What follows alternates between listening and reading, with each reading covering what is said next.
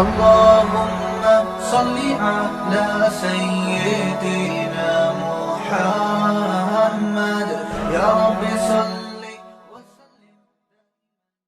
الرحمن الرحیم۔ Lecture number 44۔ آج سورہ مطففین کی میں انشاءاللہ مختصر تفسیر بیان کروں گا۔ اس کا ترجمہ اور اس میں جو کچھ گرامر کا حصہ تھا وہ الحمدللہ ہو چکا ہے۔ ویل للمطففین، تباہی ہے ناپ تول میں کمی کرنے والوں کے لیے، جو اپنا حق جب لیتے ہیں تو پورا لیتے ہیں، وَإِذَا كَالُوهُمْ، اور جب لوگوں کے لیے کیل کرتے ہیں، لوگوں کے لیے وزن کرتے ہیں تو ڈنڈی مارتے ہیں اس میں۔ تو اس آیت کا جو لفظی ترجمہ ہے وہ تو یہی ہے کہ ناپ تول میں کمی کرتے ہیں، لیکن میں نے بتایا تھا، کئی بار یہ بات بتا چکا ہوں کہ قرآن مجید کی عادت ہے کہ قرآن مجید جزیات کے ضمن میں اصول ذکر کرتا ہے۔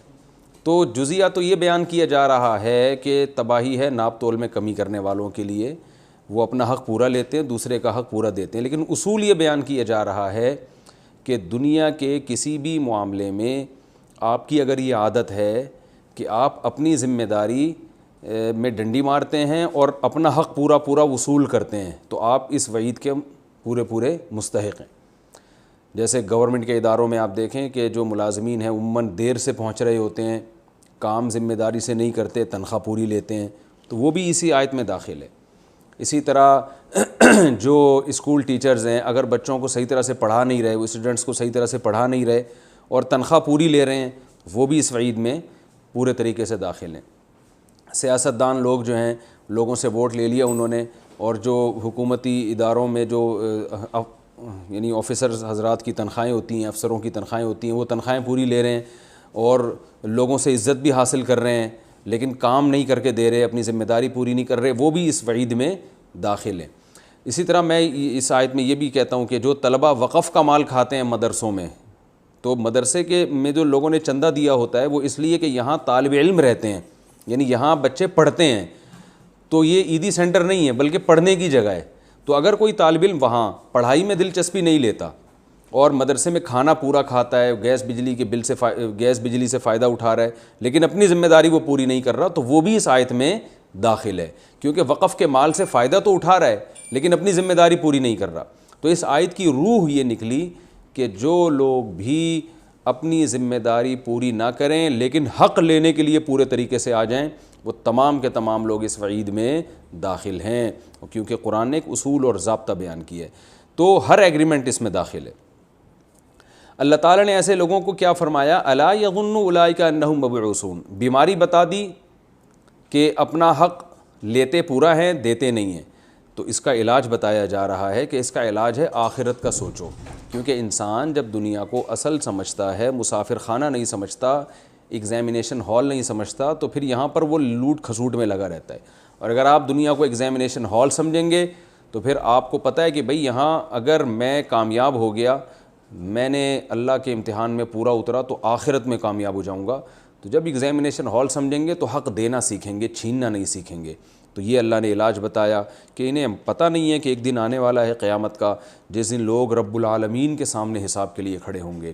دنیا کی عدالتوں سے لوگ کتنا ڈرتے ہیں، حالانکہ جس میں رشوت دے کے جان چھڑائی جا سکتی ہے، تو آخرت کی عدالت کیسے ہوگی؟ پھر اللہ نے بڑا ایک ہولناک منظر کھینچا کہ جو برے لوگوں کا اعمال نامہ ہے وہ سجین میں ہے، جو برا ٹھکانہ ہے، اور اعمال نامہ ایسے محفوظ ہو رہا ہے کہ جیسے ایک مہر لگی ہوئی فائلیں ان کو دی جائیں گی جس میں رد و بدل نہیں ہو سکتا۔ تو تمہارا ایسا امتحان ہو رہا ہے، تو تم اگر حق دینے میں ڈنڈی مارو گے تو یہ سب چیزیں لکھی جا رہی ہیں۔ اور اسی ضمن میں ایک حدیث ہے، رسول اللہ صلی اللہ علیہ وسلم نے فرمایا تم کس کو مسکین سمجھتے ہو؟ صحابہ نے فرمایا مسکین تو وہ ہے جس کے پاس پیسے نہ ہو۔ تو آپ نے فرمایا میری امت کا مسکین وہ ہے جو قیامت کے دن آئے گا، بہت ساری نیکیاں اس کے اعمال میں ہوں گی، لیکن حق مارا ہوگا لوگوں کا، اس کے پیسے کھائے، اس کو گالی دی، تو اللہ تعالیٰ کہیں گے کہ آج جو بدلہ دیا جائے گا وہ درہم اور دینار یعنی پیسے تو نہیں ہے، آج تو نیکی ایک کرنسی ہے۔ تو جس کو برا بلا کہا ہوگا، جس کے پیسے دبائے ہوں گے، اللہ کہیں گے اس کے بدلے گناہ لا کے، یعنی اس کی نیکیاں لے جاؤ اس کے بدلے میں۔ بھئی 1,00,000 روپے کھائے تھے تو 1,00,000 کی نیکیاں لے جاؤ، 50 روپے کھائے تھے تو 50 روپے کی نیکیاں لے جاؤ، گالی دی تھی تو اس کا جرمانہ ہے، برا بلا کہا تھا تمہیں بلا ناجائز تکلیف دی تھی اس کا جرمانہ ہے، اس جرمانہ کیا ہے؟ اس کی اتنی نیکیاں لے جاؤ۔ تو ہر برائی کی ایک قیمت ہوگی۔ تو نبی صلی اللہ علیہ وسلم نے فرمایا لوگ آئیں گے نیکیاں لے جاتے بالآخر اس کی نیکیاں ختم ہو جائیں گی، لیکن اہل حق کا حق ابھی باقی ہوگا۔ تو اہل حق آئیں گے، اللہ یہ کیا تھا، اس نے یہ کیا تھا ہمارے ساتھ، تو اللہ کہیں گے اب کے بعد نیکیاں تو ہیں نہیں، اب یہی ہے کہ اپنے گناہ دینا شروع کر دو، اس کو تم جو اپنا جو گناہ ہے اس کے کندھے پہ لاد دو۔ تو نبی صلی اللہ علیہ وسلم نے فرمایا ایک وقت آئے گا میزان کے ترازو میں پہلے نیکیوں سے بھرا ہوا تھا، وہ ساری نیکیاں خالی ہو جائیں گی اور وہ گناہوں سے بھر جائے گا اور اس کو الٹے منہ جہنم میں پھینک دیا جائے گا۔ تو اتنی شدید وعیدیں ہیں لوگوں کا حق کھانا اور لوگوں کا حق دبانے پر، اس لیے بھائی حق دینے والا بننا چاہیے۔ حق آپ کا کسی کے ذمے رہ جائے یہ اتنی بڑی ٹینشن نہیں ہے، آپ کے ذمے کسی کا حق رہ جائے اور اسی حال میں آپ دنیا سے چلے جائیں، یہ بہت بڑی آفت ہے، بہت بڑی مصیبت ہے، اللہ ہم سب کو اس سے محفوظ رکھے۔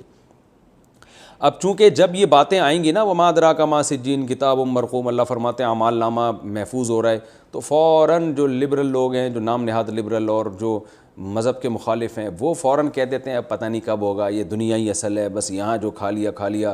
تو اللہ فرماتے ہیں تمہارے لیے ایک دوسری تباہی اور بھی ہے، وَيْلٌ يَوْمَئِذٍ لِّلْمُكَذِّبِينَ، ان لوگوں کے لیے بھی تباہی ہے جو قیامت کے دن کا انکار کرتے ہیں، الَّذِينَ يُكَذِّبُونَ بِيَوْمِ الدِّينِ، جو یوم الدین کا قیامت کے دن کا انکار کرتے ہیں۔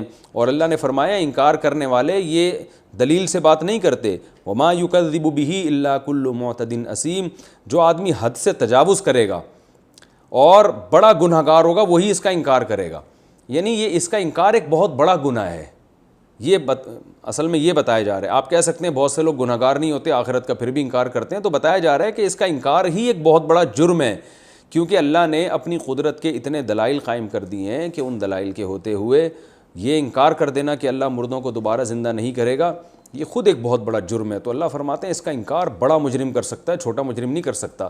منہا خلقناکم دوسرے مقام پہ سورۃ طٰہٰ میں کہ اسی مٹی سے ہم نے بنایا، ومنہا وفیہا نعیدکم، یہی دوبارہ مٹی کر دیتے ہیں۔ تو یہ دو قدرت کے نمونے تم نے دیکھ لیے، ومنہا نخرجکم تارۃ اخری، اسی مٹی سے دوبارہ بنا کے کھڑا کر دیں گے، کیا مشکل ہے؟ تم بار بار یہی سوچتے رہتے ہو کہ مر گئے مٹی ہو گئے تو کیسے زندہ ہوں گے، تو ایسے زندہ ہو جائیں گے آرام سے۔ فرمایا یہ گنہگار وہ لوگ ہیں اذا تتلی علیہ آیاتنا قال اساطیر الاولین، جب ان پر ہماری آیات تلاوت کی جاتی ہے، ان کو نصیحت کی جاتی ہے تو کہتے ہیں پرانے لوگوں کے افسانے ہیں، نصیحت ان پر اثر نہیں کرتے۔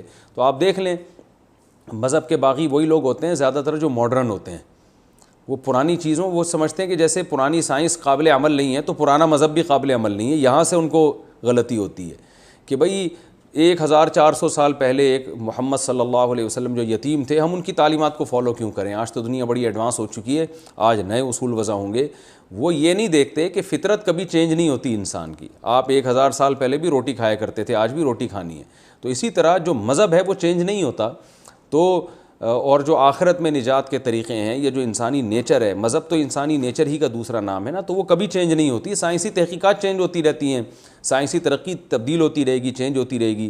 تو سائنس میں تو آپ جدید چیز کو فالو کریں، مذہب میں اسی کو فالو کرنا ہے جو اللہ نے آسمان سے نازل کیا، چاہے وہ 1400 سال پہلے نازل کیا ہو یا 8000 سال پہلے نازل کیا ہو۔ تو اللہ فرماتے ہیں یہ ہماری آیات کو کہتے ہیں پرانے افسانے ہیں۔ تو کلا بل ران علی قلوبہم ما کانوا یکسبون، اللہ فرماتے ہیں ایسا نہیں ہے، ران علی قلوبہم ما کانوا یکسبون، ان کی بدعمالیوں کے سبب ان کے دلوں پر زنگ پڑ گیا ہے۔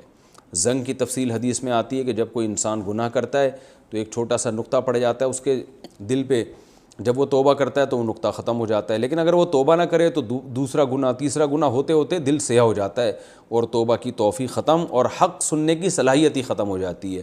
تو اللہ فرماتے ہیں یہ لوگ بھی ایسے ہی ہیں، ان میں حق سننے کی صلاحیت ختم ہو گئی۔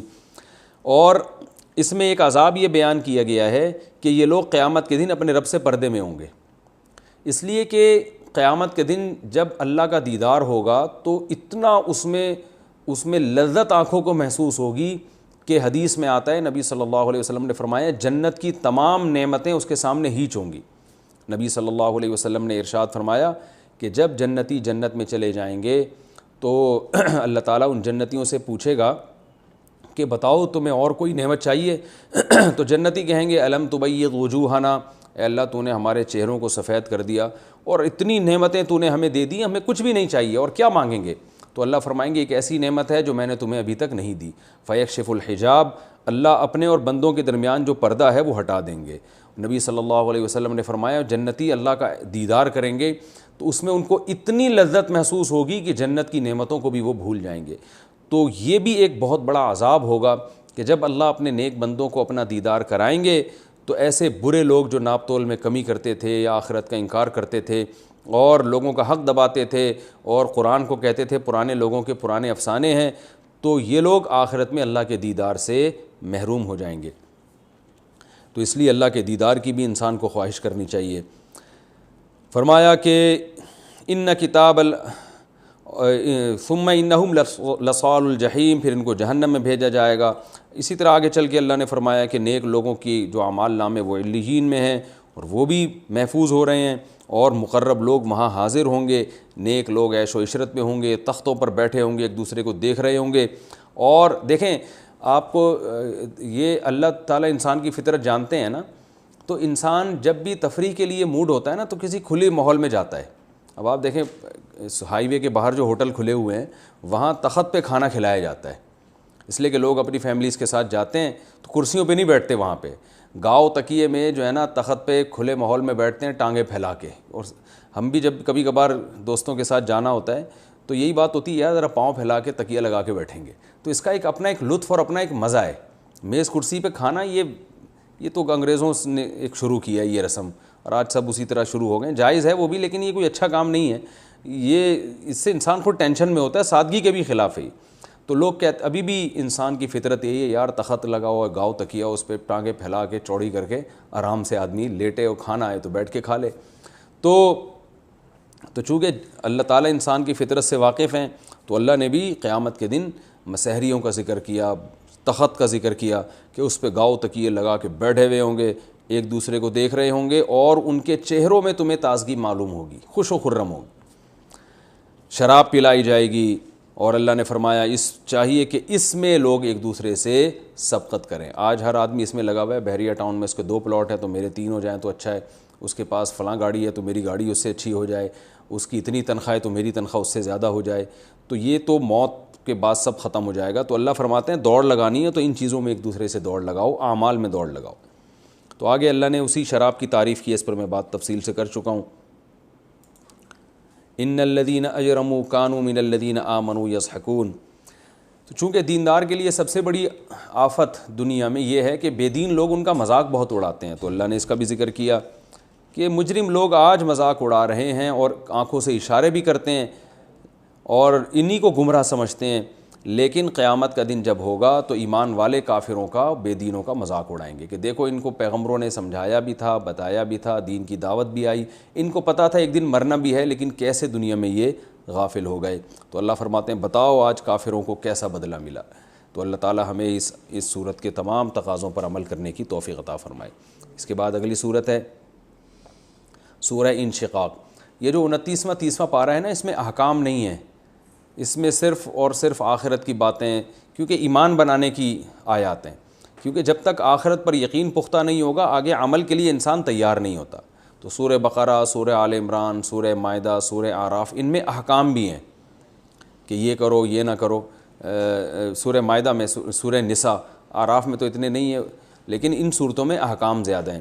تو اس لیے کہ پہلے انسان آخرت کے لیے تیار تو ہو جائے نا، پھر احکام کو فالو کرے گا۔ تو یہ 29واں 30واں پارہ میں اسی طرح کی آیات آئیں گی، آخرت کی ہولناکیاں اور حساب و کتاب کا تصور۔ تو سورہ انشقاق اللہ نے ارشاد فرمایا اذا السماء انشقت۔ انشقت اصل میں تھا انشقاقت، انصرفت کی طرح، انصراف میں نے باب بتایا تھا نا، تو اس کا معنی ہوتا ہے پھٹنا، کہتے ہیں نا شقاق، اور شق صدر یہ آ چکا ہے پہلے، اور شق قمر۔ تو اذا السماء انشقت، جب آسمان پھٹ جائے۔ وَأَذِنَتْ لِرَبِّهَا، اذین یأذن، اس کا معنی ہوتا ہے سن لینا، حکم کی بجا آوری کرنا۔ اذینت لِرَبِّهَا، آسمان اپنے رب کی بات کو سن لے گا۔ وحقت، حقت کا معنی، حقت اصل میں تھا حقیقت، زوری بت کی طرح۔ اب چونکہ یہ لفظ آسان ہے بار بار آ رہے ہیں، میں لکھ نہیں رہا ان کو۔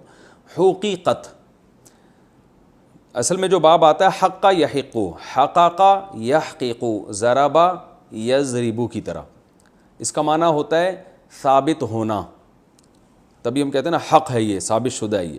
اور اس کا مجہول آئے گا حقیقہ، زوریبا کی طرح۔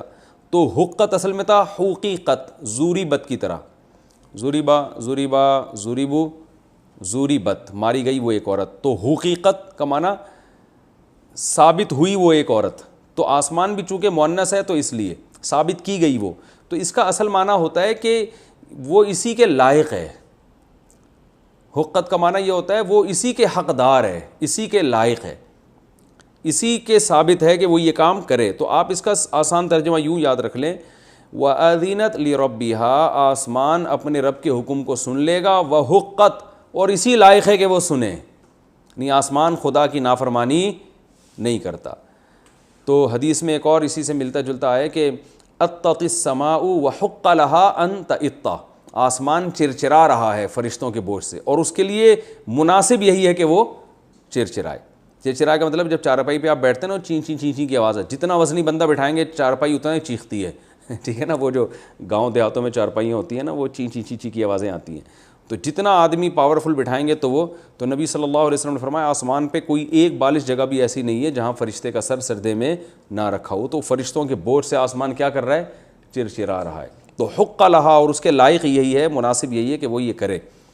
تو اذینت لربھا، فرمایا کہ اچھا دیکھیں یہ سارے ماضی کے صیغے ہیں لیکن اس کا معنی مستقبل کا ہوگا کیونکہ اذا لگا ہوا ہے نا. اذا جیسے ہم کہتے ہیں جب تو مسجد گیا تو میں بھی جاؤں گا، حالانکہ گیا تو وینٹ ہے نا ماضی، لیکن جب کا لفظ اس کو فیوچر کے معنی میں کر دیتا ہے.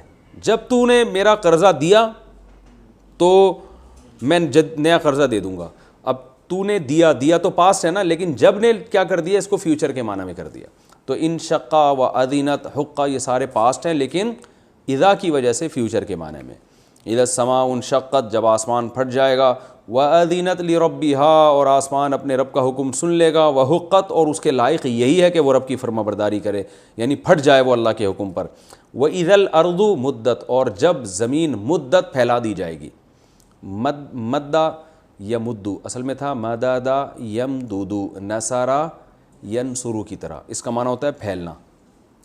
تو جیسے ہوتا ہے نا پھیلانا، سوری اس کا جیسے ہم کہتے ہیں نا مد ہے یہاں پہ الف پہ مد ہے تو کھینچتے ہیں نا اس کو ذرا پھیلاتے ہیں. امداد یہ اسی سے نکلا ہے یہ.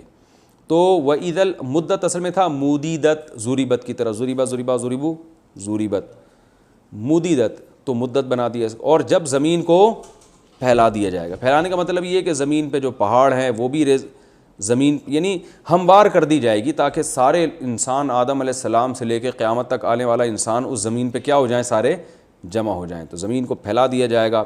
وَأَلْقَتْ مَا فِيهَا، القت اصل میں تھا القیت، اکرمت کی طرح، اس کا معنی ہوتا ہے ڈال دینا. القا کہتے ہیں نا اللہ کی طرف سے القا ہوا ہے مجھے، کیا مطلب اللہ نے خیال میرے دل میں ڈال دیا ہے، صحیح ہے نا. تو القا کا معنی ڈال دینا.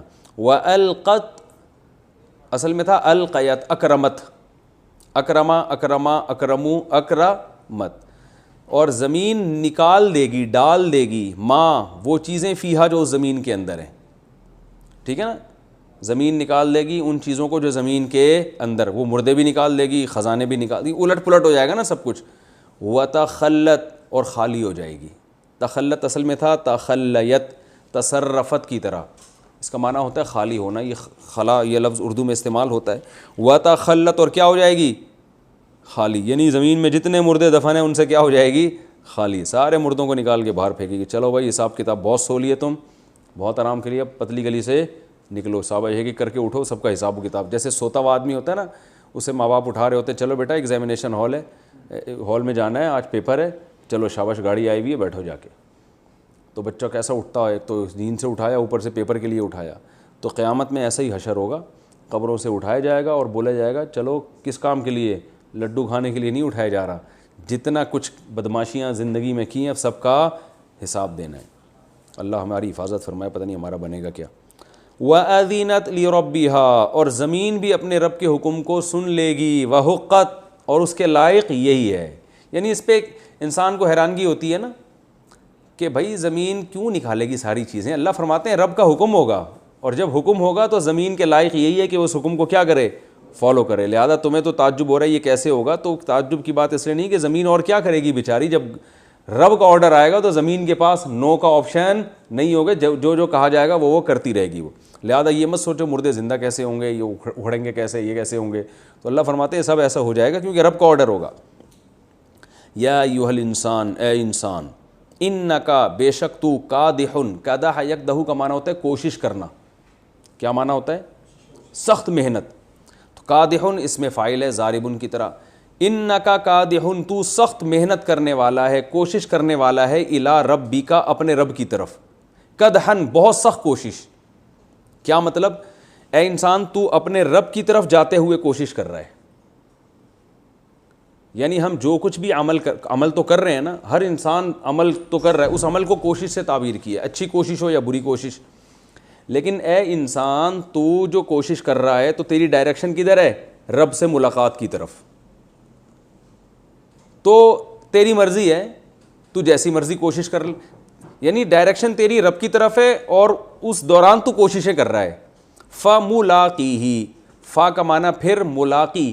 ملاقی اصل میں لاقیا یلاقیو ملاقیتن، زارب یزاربو مزاربتن کی طرح ہے. تو ملاقیو اس میں فاعل ہے، جیسے یزاربو کا اس میں فاعل آتا ہے مزاربن، مزاربت کرنے والا. تو یلاقیو کا اس میں فاعل آئے گا ملاقیون، ملاقات کرنے والا. یہ ملاقات اردو میں استعمال ہوتا ہے. ملاقی ہی کا معنی اس اللہ، اس کوشش سے. تو کیا مطلب؟ اے انسان تو اپنے رب کی طرف کوشش کرتا ہوا جا رہا ہے، سخت کوشش کر رہا ہے تو. فملاقیہ، تو اس کوشش سے ملاقات کرنے والا ہے. یعنی تو دنیا میں جو بھی کوششیں کر رہا ہے نا، تو دو چیزیں ذہن میں رکھ لے کہ ایک تو تیری ڈائریکشن رب کی طرف ہے، چاہے یعنی تو مجھ سے بھاگ نہیں سکتا، آئے گا تو کہاں؟ میرے پاس ہی آئے گا. دوسرا وہاں تیری ملاقات کس سے ہوگی؟ مجھ سے نہیں، اپنی اس کوشش سے جو تو دنیا میں کر کے آیا ہے. مجھ سے تو ہوگی، ساتھ ساتھ تیری وہ کوششیں بھی وہیں ٹرے میں سامنے رکھی ہوئی ہوں گی. تو شراب، زنا، قتل، یہ والی کوشش ہے تو سب وہاں لا کے رکھا ہوا ہوگا. تہجد ہے، نماز ہے، والدین کی خدمت ہے، تو یہ والی کوشش رکھی ہوئی ہے. تو اللہ نے فرمایا ہے انسان تو اپنے رب کی. تو دو طرح سے دھمکی دی گئی ہے انسان کو. ایک تو جو کچھ بھی کر لے تیری ڈائریکشن کہاں ہے؟ رب کی طرف ہے. یعنی یہ اس کی مثال ایسے ہے جیسے ہم حیدرآباد جا رہے ہوں اور کوششیں ہم جو کر رہے ہوں وہ اس حساب سے کر رہے ہوں کہ حیدرآباد میں ان چیزوں کا فائدہ ہی نہیں ہے بھائی. مثال کے طور پر وہاں گرمی ہے اور ہم لحاف کا انتظام کر رہے ہیں، ایئر کنڈیشن کا وہاں شدید گرمی پڑ رہی ہے اور ہم لحاف کا اور ہیٹر کا انتظام کر رہے ہیں. تو اگلا کہے گا یار جا رہے حیدرآباد کی طرف ہو، کوشش اس کی کر رہے ہو کہ ہیٹر بھی ساتھ میں ہو اور لحاف بھی ہو. تو اگلا کہے نہیں یار ضرورت پڑ سکتی ہے. تو اس کو کیا سمجھایا جائے گا؟ بھائی تو جو کچھ بھی کوشش کر رہے تیری سمت کدھر ہے؟ حیدرآباد کی طرف ہے، جہاں ہمیں لحاف اور ہیٹر کی ضرورت نہیں، جہاں ایئر کنڈیشن اور ٹھنڈے پانی کی ضرورت ہوگی. تو اللہ بھی فرما رہے ہیں کہ تم جو کوشش کر رہے ہو نا ڈائریکشن رب کی طرف ہے. تو کام وہ کرو کہ رب خوش ہو جائے، تاکہ جب ملاقات ہو تو تمہیں نوازے. تو کام اگر وہ کرو گے جو رب کو ناراض کرنے والے ہیں تو یہ سوچ لو جانا کہاں ہے؟ رب کے پاس. تو الٹا مصیبت میں آ جاؤ گے اور اپنی ملاقات، اپنی کوشش سے تم نے ملاقات کرنی ہے. یہ مطلب ہے آیت کا.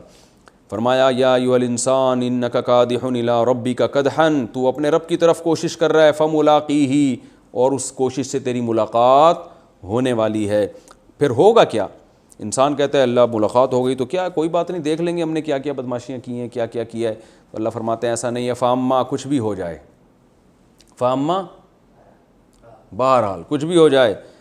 ہمارے ہاں دو ہی آپشن ہے، یا اعمال نامہ سیدھے ہاتھ میں یا الٹے ہاتھ میں، یا ادھر یا ادھر. کچھ بھی ہو جائے نتیجہ اس کے علاوہ کچھ نہیں نکلے گا.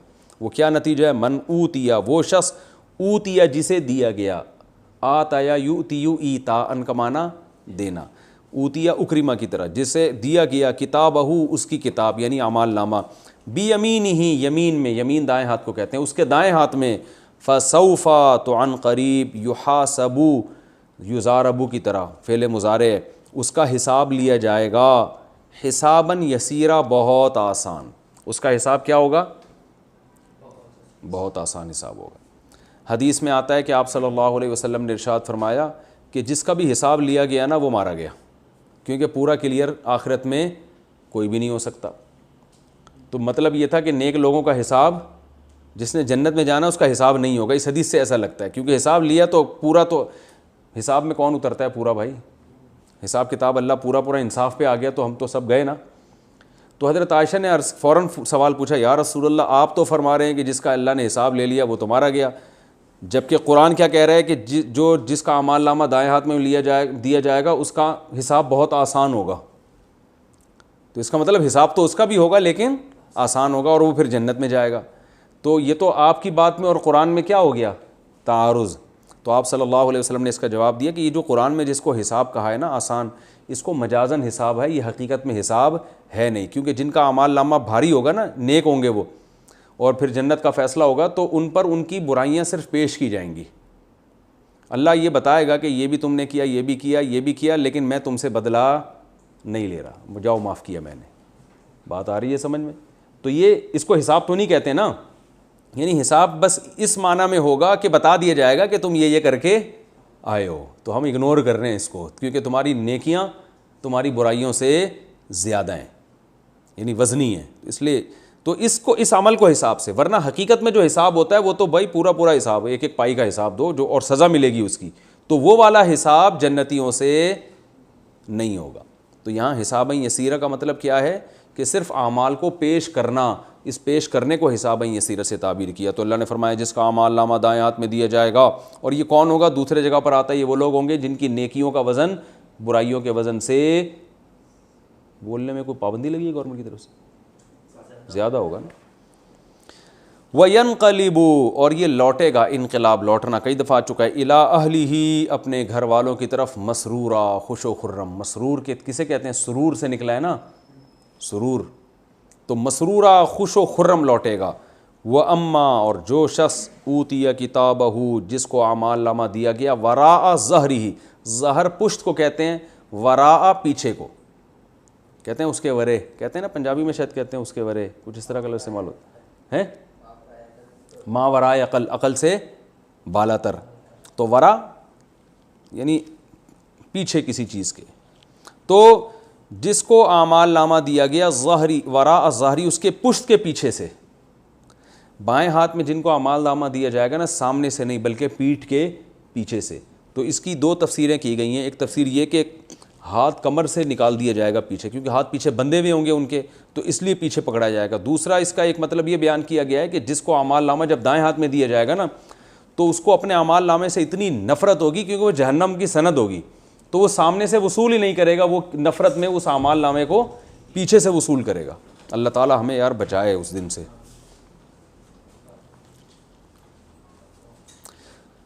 وَأَمَّا مَنْ أُوتِيَ كِتَابَهُ وَرَاءَ ظَهْرِهِ، جس کو اعمال نامہ دیا گیا پشت کے پیچھے سے، وہ نفرت سے وہ پیچھے سے وصول کرے گا کہ مجھے نہیں دو.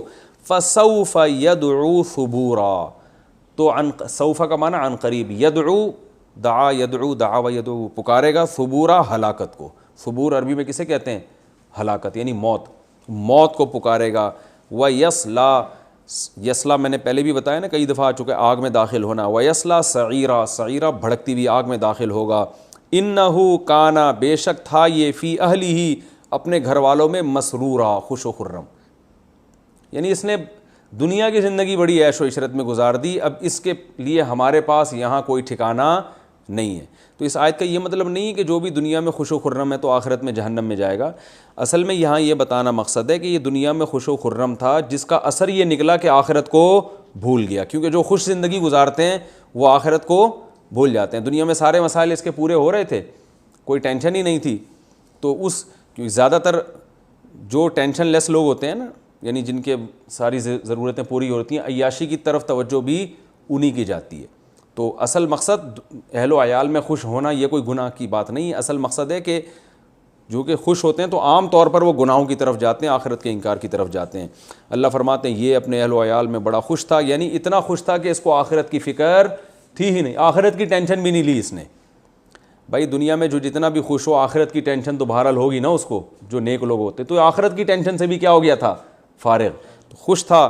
انہو ظنا، اس نے یہ گمان کیا تھا، انہو لن یحور، کہ بے شک یہ لن یحور، یہ لوٹے گا نہیں. معنی ہوتا ہے لوٹنا، حورا یحورو کی طرح، ٹھیک ہے نا، ذرا بھائی ضرور کی طرح، کہ یہ ہرگز نہیں لوٹ کر آئے گا. یہ سمجھتا تھا کہ مر گیا تو مٹی ہو کر ختم.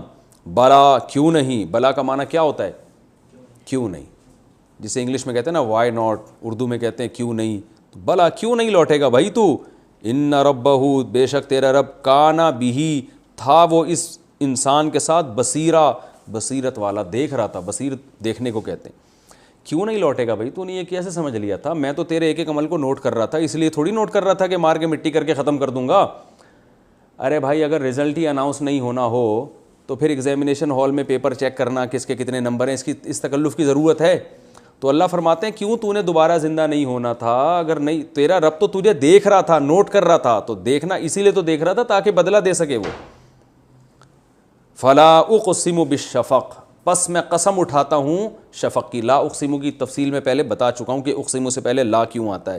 شفق، شفق کہتے ہیں آسمان کے کنارے کو۔ اللہ فرماتے ہیں میں قسم اٹھاتا ہوں آسمان کے کنارے کی، واللیلی، اور رات کی قسم، وما، اور ان چیزوں کی، وسقا، وسقا معنی ہوتا ہے سمیٹنا، جن چیزوں کو رات سمیٹ دیتی ہے۔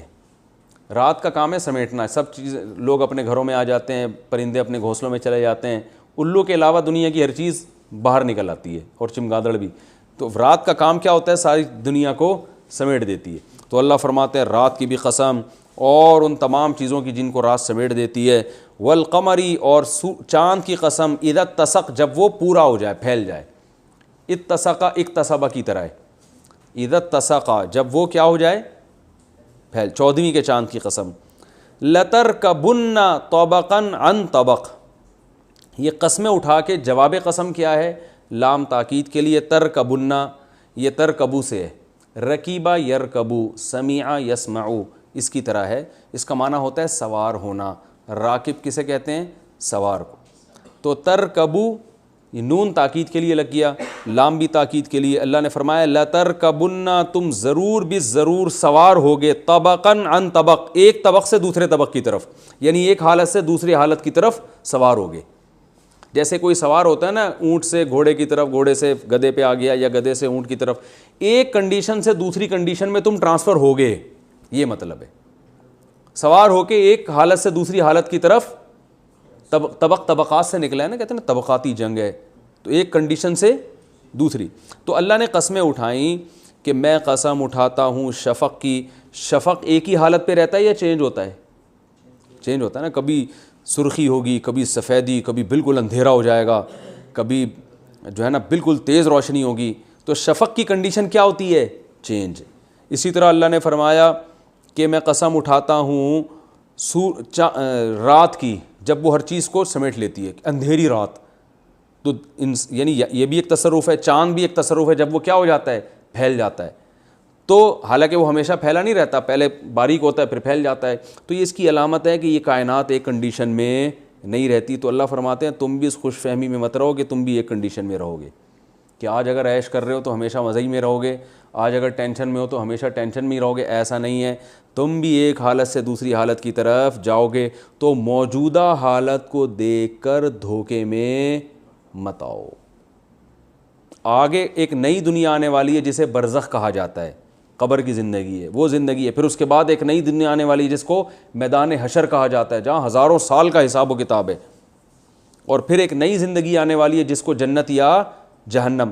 تو جیسے اس کائنات میں تغیر ہے تو تمہاری حالت میں بھی کیا ہے؟ تغیر۔ یہ بھی ایک جگہ اسٹے کرنے والی نہیں ہے، یا تو اچھی حالت میں جاؤ گے یا بری حالت میں جاؤ گے۔